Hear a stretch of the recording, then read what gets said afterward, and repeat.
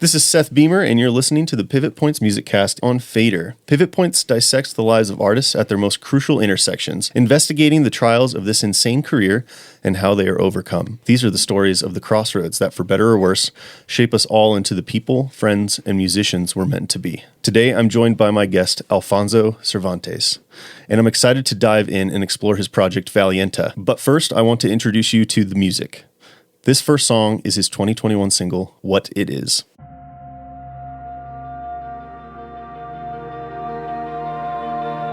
Who we were is simply not who we are today. Maybe if I never left, we'd still be the same. Oh. Dude, I'm really excited to have you here with me today because I feel like our relationship it's always been social media. Mm-hmm. Like we've known about each other, but we've never really gotten to get to see each other or meet each other in person. So are you from Denver? No, I'm actually like up north in like Greeley. Oh, okay. Fort Collins. Like I've kind of growing up, I lived like all around like northern Colorado. Nice. But you know, I never really like was too involved with like the scene up there. Like Greeley for a small part of like when I was like just graduated high school, like there were like some heavier bands that I was like playing in. Oh, nice. We were all there, and there was like a budding scene for a minute, you know, especially when the Moxie like first opened up and stuff. But for the most part, it was more like fixated on like being down here. Nice. And I just felt like we were resonating more with like acts down here than like up north as well. So was that always Valienta then, or did you have other things you were doing? No, we were.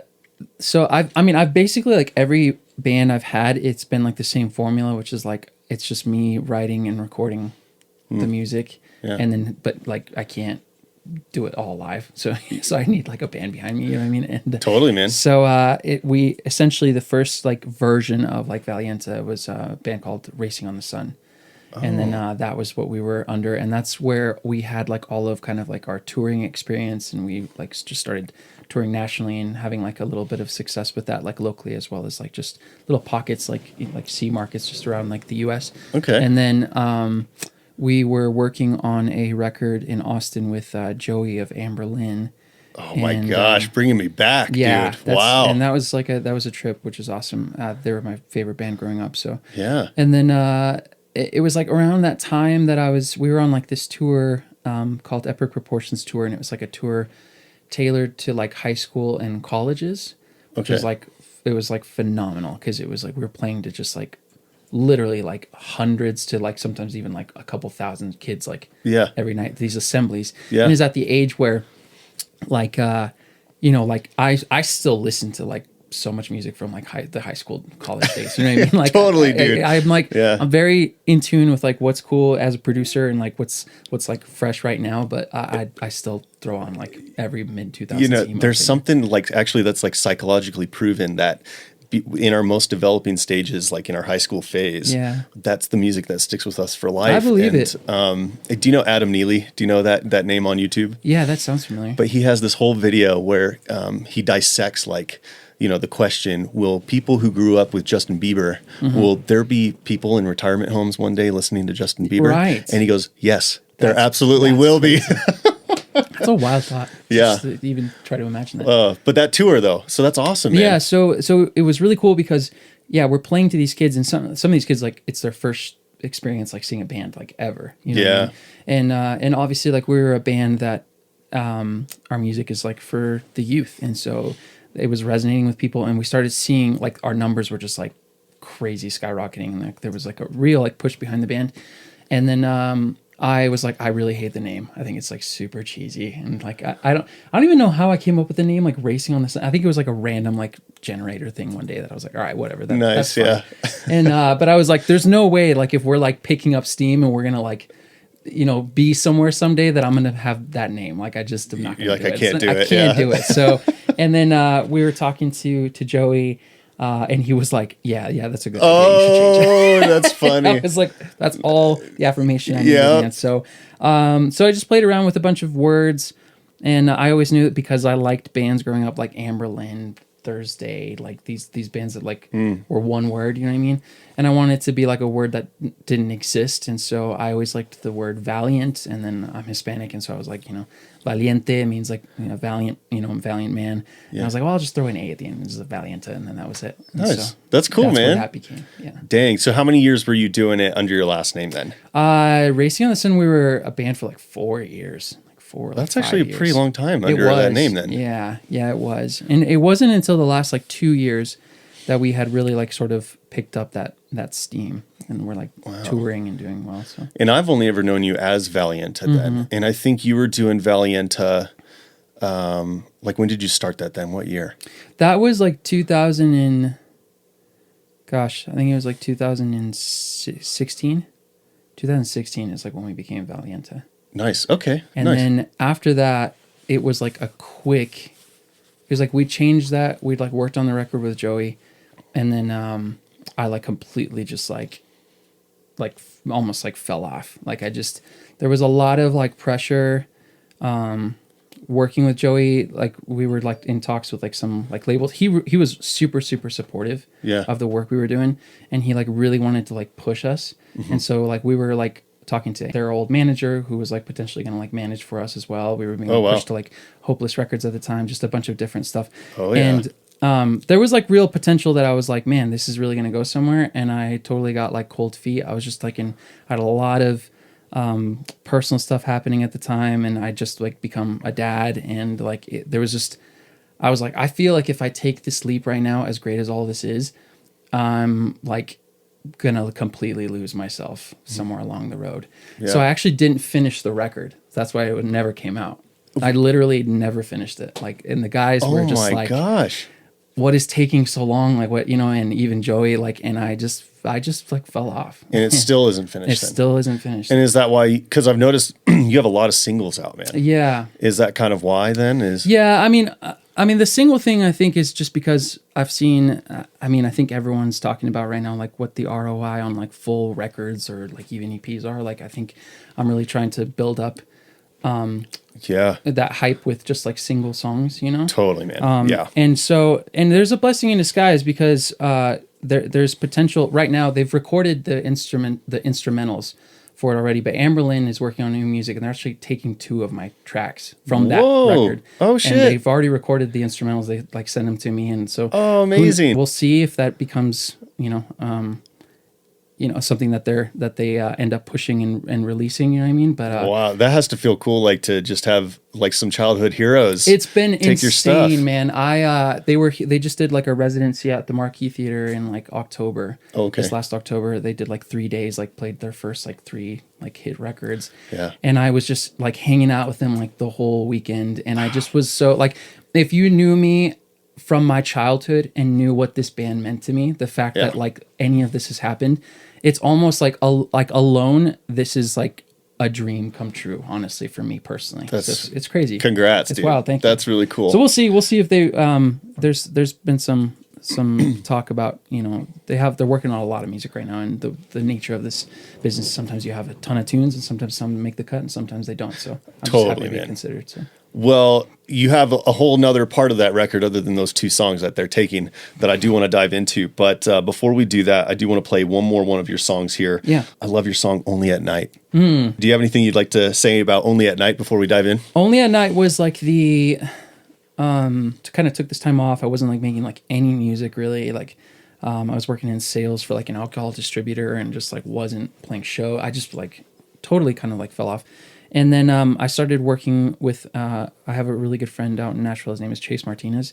And we started working on each other's songs kind of back and forth. Yeah. And Only a Night was a song that, it was like the last like Valienta song that we did as a band. And it was like a band version, like, and that made it to like hometown top 10. Yeah. And it was like a total like the Killers kind of like band version of it. Sick. And we were like working on new music, Chase and I, and then he was like, well, what about this song? Like, what if we like reimagined it? And I at the time I was like super, I'm pretty much like, once a song is done and out, like I never want to like see it again. I totally understand that. Yeah. Ever. So I was like, super against the idea, but he was like, let me just like work on, he's like, you take this track of mine that he was working on at the time. He's like, you take that, run with it. I'll take this one, run with it. And we kind of came together, and his song was a song called Stronger. And then he came up kind of a new spin on Only at Night. And then we just came together with it. And then it became this thing. Amazing. Oh my gosh. That's so cool, man. Tell me where to find your love. Only at night, only at night. Tell me where to find your love. Tell me why you love me only in the night. Round and round we go again. Morning comes and I'll pretend. Is that the first time that you've done something like that with a song where you've kind of taken it another direction after a release? Yeah, definitely. Because like I said, I mean, it's seriously a curse, because that's part of the reason why it takes me so long to ever release music, because I will be working on a song and then I'll get super excited and then I'll like finish it and then I'll immediately move on to the next one. Yeah. And not even like released, I'm already like tired of that one already. And so it's like, especially after it's been released, I'm like, I want nothing to do with it. Well, and sometimes it takes so long. The process from like writing to then its final release is sometimes years. Mm-hmm. And by that point, it's like, I've performed this a million times. I'm done with it. Yeah. And I think the issue too is I've had to learn, like something I've really learned recently is that like the song's never finished. It's just never done. Even like Tethered, like the song that I have coming out on the 11th, like I was like, I mean, shamelessly like listen to my own music like all the time, like just constantly critiquing myself and enjoying it. You know? Yeah, absolutely. But there's so many things already that I'm like, oh, I should have like changed that word, or I should have had this transition instead. Like it's never done, you know. So it's been like good to just kind of get to this place where I go, it sounds great, like let it go. Yeah, you know. There's something about the charm and the I don't know, there's something about giving it up too. You have to like you have to be released of it, released of the pressure. It's like, well, this song is what it is. And I get that way, especially I think where I get that way is in mixing. Yes. Yeah, no, in mixing, and then it's like, oh yeah, well, I want this thing, I want this kind of change, this thing. Oh, is there another take of this? Like, can we add this take? Oh man. And then you know, you get to the end of it, and then you think back, you're like, oh, I guess we could have done that one, or we could have. You are like so close to it, especially when it's your own stuff. Yeah. Like when I mix anyone else's stuff, I'm sending like, you know, whatever version 5. And I'm like, okay, and they're like, awesome, and let's master it, and then that's it.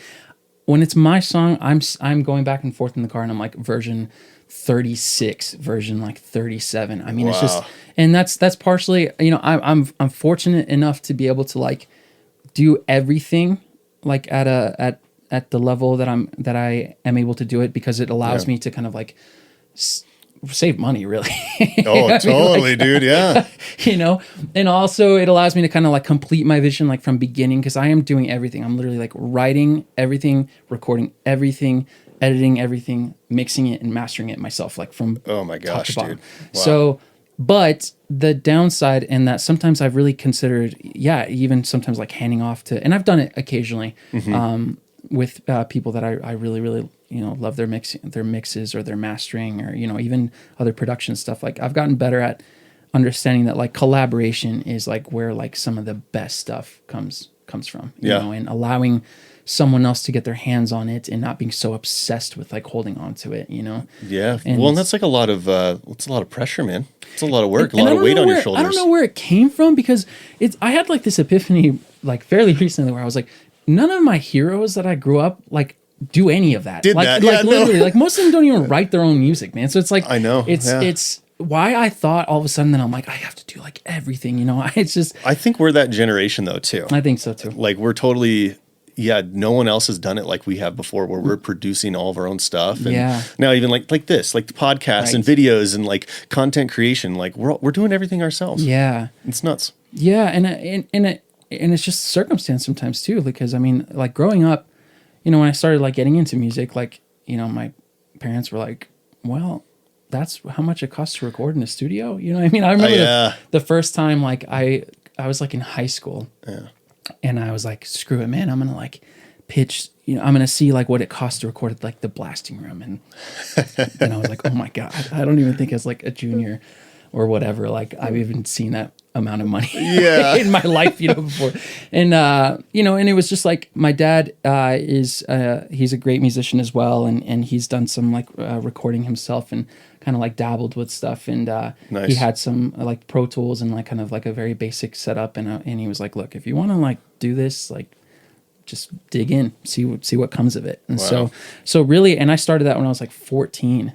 So, I mean, it's been almost 20 years that I've been doing That's this. amazing, dude. And it's only the last maybe 2 or 3 years that I feel like even on the mixing front that I'm like at a place where I'm like, all right, I'd like know what I'm doing. So it takes so much time. When did you start doing it for other people then? I did it around 2015. Because that's when we like started touring. It was like 2014, 2015. That's when we started touring, and I was like, man, I can't like hold a job when I'm on the road all the time. Yeah. You know what I mean? And like, so I was like bartending and doing stuff, and I was like, well, what if I just started like offering this like mixing and producing service, And so I just started doing that like remotely, and then just like when I was at home doing that, with other bands, but it started getting out of hand. Like I said, my son was born, and I was like gone like all the time, because if we weren't on tour, when we come back, everyone would be like just home chilling, but I'd be like flying to Salt Lake City or to like Arizona or to Ohio to like be recording other bands and like working with other bands and stuff like that. So like you're just like never downtime. home. I was like never home. So I was like totally burnt out. And then on top of that, I realized that I'm like, man, like I still wasn't even like skill wise. I wasn't at a place where I could do it super confidently. It was like I always produced the result I wanted, but it always came with so much like, oh my God, how am I going to do this? Yeah. And that stress was like unreal. Like now I can take anything on and just be like, all right, yeah, like we'll get to where it needs to be, and that'll be fine. And nice, yeah. I've like expedited my process, and so it's like, yeah, I can crank out a mix, in like literally an hour. You know what I mean? And just amazing, have it, like, yeah. done. So, but like back then, it was every time I was like reinventing the wheel. Like, how am I gonna? What is low end? What am I supposed to do? Like, what is compression? Like, well, when you're still learning and you really want to impress people too, and it's just the whole process is. I get it, man. I totally get it. And being a creative is hard because you have to prove your creativity to people, or prove your artistry, and prove your worth in that way. And it's sometimes that's really until you get to a place like you said where you now feel like, oh, okay,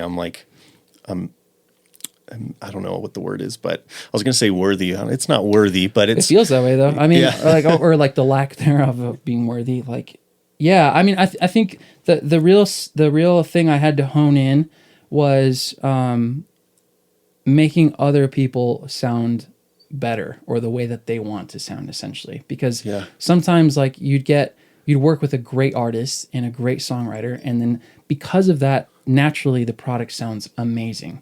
Yeah. Then you get someone who approaches you and they're like, I want to sound like that. And then I'm like, you don't, my guy. Yeah, you don't. Yeah. And it's not to be mean or anything. It's just like, we're going to have to work at finding who you are. Yeah. And that's been the thing for me as like particularly as a producer, and even with my like producing my own stuff, is like getting to a place where it's like, how do you make this person like an individual? Like, I know that you're giving me references and you want to be in this vein or whatever, but like who are you? Like, and what's your voice like? And are you like this like American Idol type singer? Are you this like more indie, needs to be like in your own kind of lane, but make it cool? Like, it just really depends. And that was the part that was the most stressful in the past, that now I feel like I can offer a little bit more to be like, who are you, essentially? That's so cool, man. Yeah, it's been fun. Yeah. And it's made the process a lot more fun for me. And that's like, it's something I think about with, I've done music lessons for years, and when kids aren't having a good time, I tell the parents, man, this should only be a fun time. Yes. Music should only be a fun thing. And I think that really branches out into all facets of this industry. It's like, man, we're doing this because we love it and because it's fun. Totally. Yeah. And that was a big reason why I had to like walk away too. When we're working on that record with Joey as well. I mean, part of the thing is the two songs that they potentially are or that they've started working on are like the only two that I'm excited about. The rest of it, the rest of it just like sounds super forced. It just sounds like, I think I was in that headspace of like, how do I write a hit? Like, how do I, and I, you know, I think that there's people that probably can think that way and like really produce something just like spectacular. Anytime I sit down, I'm like, man, how do I like write a hit? I screw up every time. Like I literally do. Like it sounds that way. Like like lifeless. It sounds flat.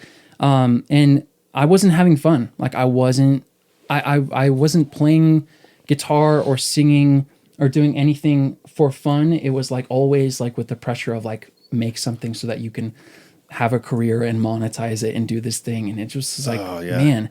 So when I came back, you know, and there was like a slow thing. It's been this journey of like kind of like really finding myself in this. And with the stuff that I've been putting out recently, starting with What It Is, because even Only at Night, as proud of, and as much as I love that song, I was still having like a ton of identity issues with like, whoa, am I like a pop artist? Am I like a rock artist? Am I like what am I? You know, because I enjoy both so much. I hear both in your music like crazy. Thank you. Yeah. And I was like, I was the kid, you know, like the scene kid, but also like on the ride home on the bus, I'd have like Backstreet Boys still playing like in my headphones, and my friends are like, "What do you listen to?" I'm like, "Oh, you know, brand new," like you know, and I just like for me, pop has always had like the melodies have been so infectious, like it's just so I'm so drawn to like the sugar of pop, but like the pain of like emo and rock, and like the just so.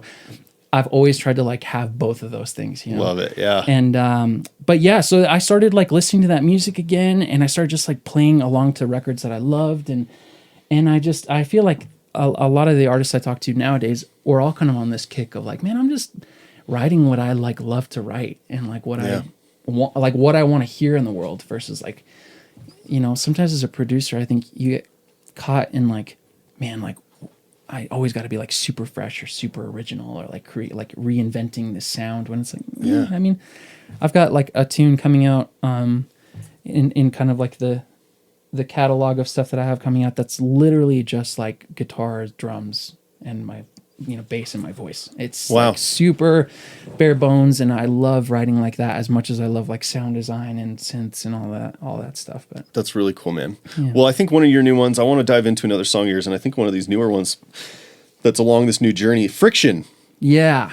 Talk about that song, because that's you know, I noticed on your Instagram, and maybe this is part of your resurgence, and I want to talk about this after we listen to this song too, but you really don't go back very far. Like there's nothing pre-pandemic on your Instagram. No. You know, but Friction's like one of the first things that comes up. If you scroll down, it's like, okay, that was one of the first resurgences. Right. So talk about this song a little bit and where'd that come from. I think that one was like, I just really wanted to have a song that was like fun. I'm like a super, you can ask like every loved one in my life. I'm just like a super intense person. Like I'm just like always like dialed to 100, and I'm like always like, and I think like annoyingly like introspective, and I'm like, oh, what does that mean? And when sometimes it's just like, bro, just have a good time. It's just chill, you know. It's all right. Like, and I really wanted to have a tune like that, where like I said, a lot of times I like sugar of pop, like pain of rock, and I was like, I'll just go sugar, man, and just like straight sugar. And I want it to be kind of fun. And the song, you know, I have some kind of like risque lyrics, you know, and it's a little bit of a sexy song. I was and gonna say your album cover or your art. I know, a little risque. That was man, it's so funny, because like, you know, you have like people in your life, like family and friends and stuff like that, where they're just like, oh, all right, like, and you're like, hey man, this is what it is. And I'm an artist, guys. I'm not gonna try to hide it. You know? I love it. But it was a lot of fun. It was a lot of fun to make the song, and I haven't done a song like that in the past ever, like in any iteration of any band, and so I wanted it to just be a really good time. And funny enough, I mean, right now I think in the set list, we have our first show next week, April 13th, and it's like the most fun one in the set. I mean, it's just like really, really like, it just the energy feels like so pure, and it feels like it just makes you want to dance. And I think that's awesome. And I think a bass line, man, like a solid bass line in any genre of music, it's like you just can't you can't knock it. It's just like the best. Yep. Nice, man. Well, here it is. Friction.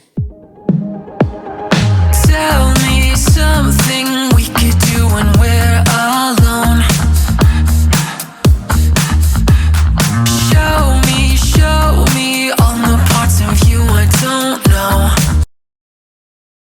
Yeah, great tune, dude. I fucking love that song, man.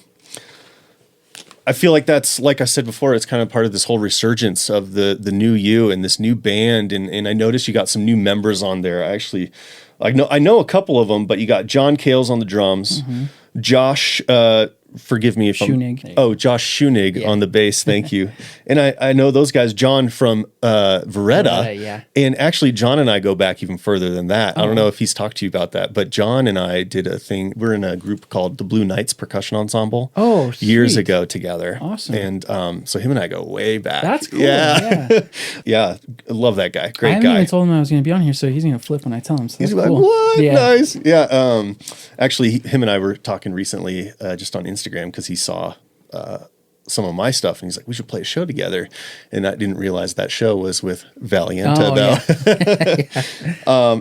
And Josh was in Shatterproof. Correct. Yeah. And then Bailey, what's Bailey's last name? Etner, I believe. Etner.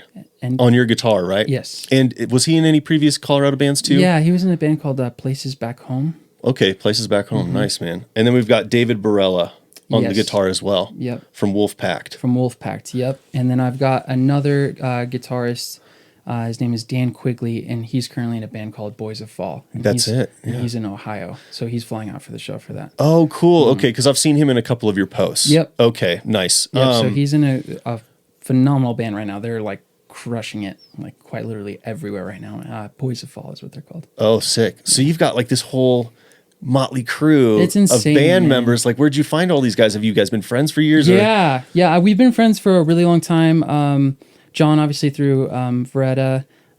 Josh and I mean, Racing on the Sun and Shatterproof, we used to play shows like all the time. So, Yeah. And Josh and I have always been really close friends. And actually, one tour, Josh filled in on bass for us. So he and I nice. go like super, super far back. David, actually, I produced a couple of tracks for Wolfpact that were never released, David. So we need to release those. Yeah. And so I met him through that. They reached out to me to like produce one of their tracks, and then we hit it off, and he's a super great guy.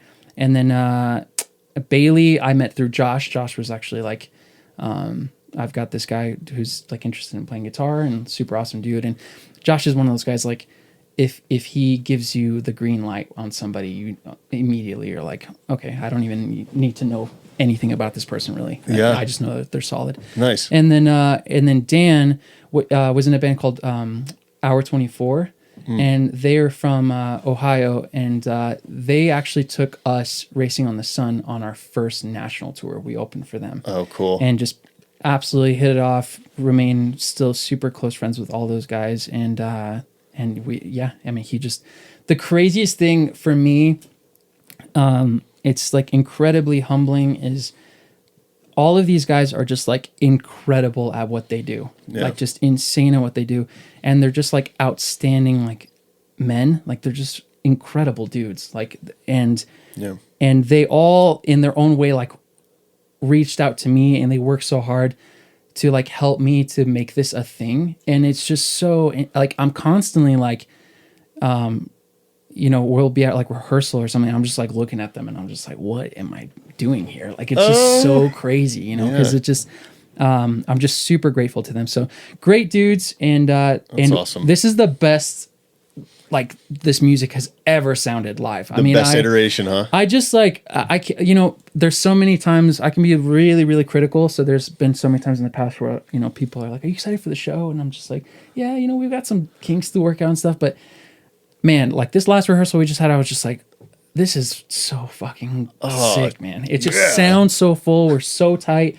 I'm super excited. Yeah. That's awesome, man. So how did you, did the other guys, because you were playing with other members, how was that transition? Was that because you took the break and now it's like, oh, I need to find new guys? Or did you have band members leave? Or what was that transition like? Yeah, essentially, at the end of a final tour that we did with Redlands in like 2017, I think it was. I mean, it's just like my heart just in my head just wasn't in it, and the other members that I had, like rightfully so, I think we're just like, dude, we're just like tired of like waiting for you to do something. Yeah. You know? And they were particularly a member, Oscar. He is now playing with G Flip. Touring the whole world. Yeah. So, dude, yeah. Wow. Yeah. I mean, an absolute like gem of a human being. And that dude, like all the success that he has right now, it's rare to meet someone that like deserves it that much, who like literally like earned every bit of like this world traveling he is such celebrity a good status. Like unreal, man. Yeah. Shout out Oscar, man. He's fantastic. And then Brian as well, he's out in Nashville and so it was just it was like yeah, I mean, essentially at the time, it wasn't like a falling out, like it was like bad. It was just, everyone was like, maybe it's just time we just like kind of hang this up, And I didn't really know what I wanted to do. I was like, do I continue making music at all? Do I, what do I kind of do? And I just decided to keep the name. And then eventually, I just got like talking to Josh, and it was just kind of like we started jamming, and then I was like, okay, maybe it's time to like put like a real band again. And then all the pieces just kind of like came together after that. Dude, that's awesome. Are they playing on your shit too? Like on the record, or they're only live? Only live. Josh he's throwing down some bass on a couple of the new things that we have. And I really, really want to, with some of the newer stuff, like include them as well. Because again, I am really just trying to move away from, I have a clear vision with a lot of the music, obviously, but like, I feel like the more I let go of that and really allow people's strengths to like bless my music, like it's so much better, So because I can write a drum part, but I'm not a drummer like John. So I'm not going to approach it the same, and totally. I can, even though I, am like a confident guitar player and like lead player, I'm like, Dan has a different approach to how he'll write a lead than I do. And yeah. I've really seen that I want to get to a place where I kind of like build the skeleton of the song and kind of like the meat and potatoes, and then they like garnish it, and so hopefully, in the future, like a lot more involvement from them as well. That's cool, man. That's cool when you find people like that too, because that's a very rare chemistry. And I think the older we get, we find it's rarer and rarer. Super rare. Yeah. Right. Yeah. Making friends in your 30s is a weirard place to be, man. Like, I'm a super social guy, but even like lately, I'm just like, I meet people, I'm like, and you start to know what you want to like. But like, I think, even just more specifically musically, you start to hone in on like, well, no, I'm the artist. Like I know what I want. Yeah. I know, what I expect. And so finding people though that you can open up with and that you can kind of hand things off to is like a blessing. Yeah. And then you stop making it so precious too. I think that's been like the biggest thing for me. Like, I mean, it just, for the longest time, I think becoming a dad, like my son is what helped me to kind of like remove the identity of like, I'm an artist. Like for some reason, there was always so much pressure in that to me. Like, and there was something that was, for me personally, it's different for everybody, but like for me, it was like this huge relief that I was like, no matter what I do, what I really am is like Jude's dad. Like everything else is like what I do and like what I love to do. And like the separation from that, like if someone else like writes my chorus and that song blows up, I'm not tied to it anymore. Then I'm like, oh my God, I can't write a hit song because someone else had to come in and do it. Like, I just don't like allowing myself to let that go and to stop letting shit just like be like overly precious has given me the freedom to not only write what I want to write, but like just not feel that pressure. And that has allowed me to be more open to collaboration and just like seeing what everyone has. That's so awesome, man. It's been cool. Yeah. That's amazing. Does your kid play music? He's 6, and the thing that he loves doing right now is he writes his own like little songs and his melodies, and he just like likes singing along to stuff. And he's hilarious because he, for the longest time, was only into like the heavy shit I was writing. So even like the first time he heard Friction, he was just like, he literally told me, he's like, Dad, what's this pop stuff? He's like, bring back the rock. And I was like, listen, man, this is not what I need to be hearing right now. That's like, so funny, man. They'll humble you, man. That's for sure. But, nice, man. Yeah, he loves it. He loves music, and he's showing some very early signs of like some serious talent. So That's awesome, man. Well, I want to dive into that new song of yours. Tethered comes out April 11th.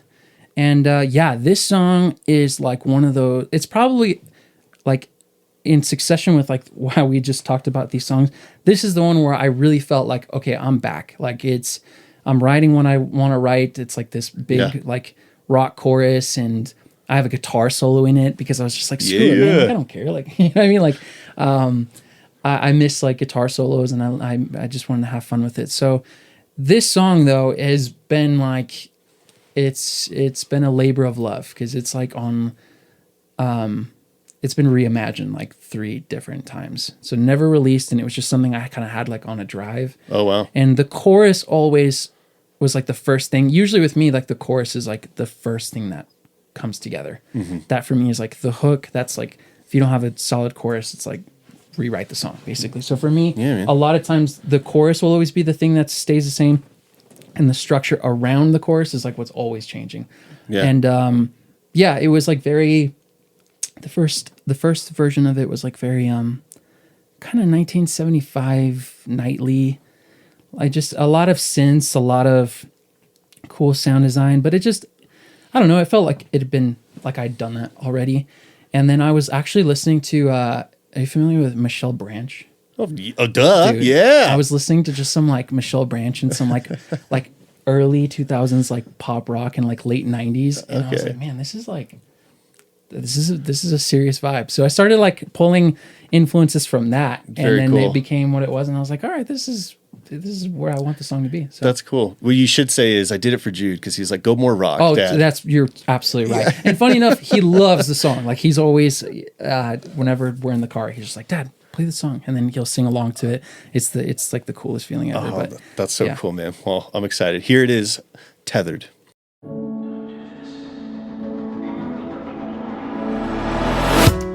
I hate that when I'm in a good mood, all I can think about is maybe you're feeling good too.